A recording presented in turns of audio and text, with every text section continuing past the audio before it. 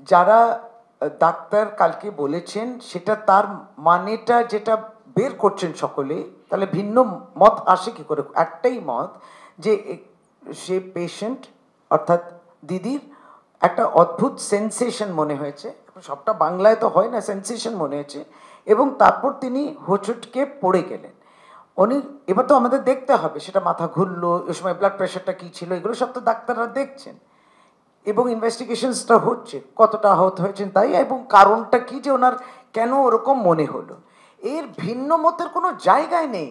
ডাক্তারের বলা যে এটা একটা সেন্সেশন হতে পারে, আচ্ছা আমাকে পিছনে, তা নয়, এটা নিজেই কোনো কারণে একটা টালমাটাল অবস্থা, একটা সেন্সেশন আমার হয়েছে, একটা ফোর্স, একটা কিছু, এইটাতে ভিন্নমত হওয়ার কোনো জায়গায় নেই।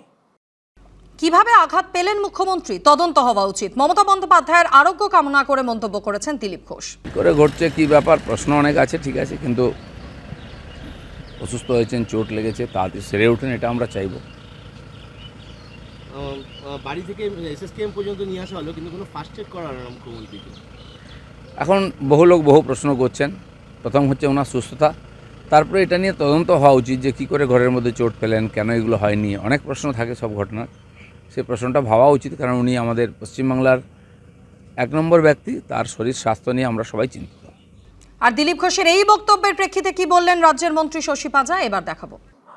আমি জানি না তারা কেন এর পিছনেও কোনো উদ্দেশ্য দেখেন। একটা রাজ্যের মুখ্যমন্ত্রী, তাকে নিয়ে সকলেই চিন্তিত থাকেন, প্রতিনিয়ত তার ছবি ওঠে, এবং তিনি যখন পড়ে গেছিলেন এবং হাসপাতাল বেডে শুয়ে ছবি নিয়েছে, এইটাতে আমি দুঃখ প্রকাশ করি যে এটা নিয়েও কোনো প্রশ্ন হতে পারে। কিসেতে তাদের, কেন তারা বিব্রত বোধ করছেন, কেন তাদের অস্বস্তি হচ্ছে, এটা ঠিক বোঝা গেল না।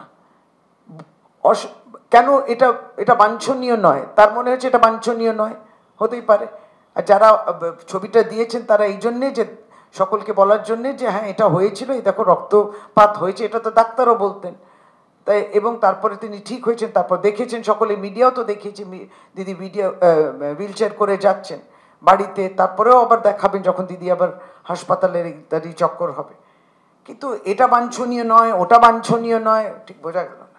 প্রধানমন্ত্রী ওই গুফায় বসে থাকবেন কোথায় হিমালয়তে গিয়ে, তখন ওখানে ক্যামেরা থাকে কেন? গুফায় তিনি ধ্যান করছেন, তখন ক্যামেরা নিয়ে কিন্তু ছবি এসছে, এটাও বাঞ্ছনীয় নয়। এবার কি কথা? রেশন দুর্নীতি মামলায় হঠাৎ তৎপর কলকাতা পুলিশ।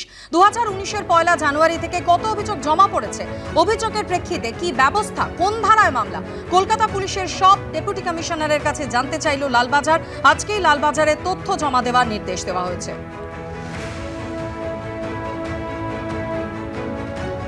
রেশন বন্টন দুর্নীতি মামলায় একের পর এক অভিযোগ উঠছে এবং কেন্দ্রীয় এজেন্সি তদন্তভার নেওয়ার পর থেকে প্রাক্তন খাদ্যমন্ত্রী জ্যোতিপ্রিয় মল্লিক সহ তার ঘনিষ্ঠদের গ্রেফতার করেছে কেন্দ্রীয় এজেন্সি, এবং তারপর থেকেই যে সমস্ত অভিযোগ জমা পড়েছিল তার প্রেক্ষিতে রাজ্য পুলিশের ভূমিকা নিয়েও কিন্তু একাধিকবার প্রশ্ন উঠেছে। আর এরই মধ্যে এবার তৎপর লালবাজার।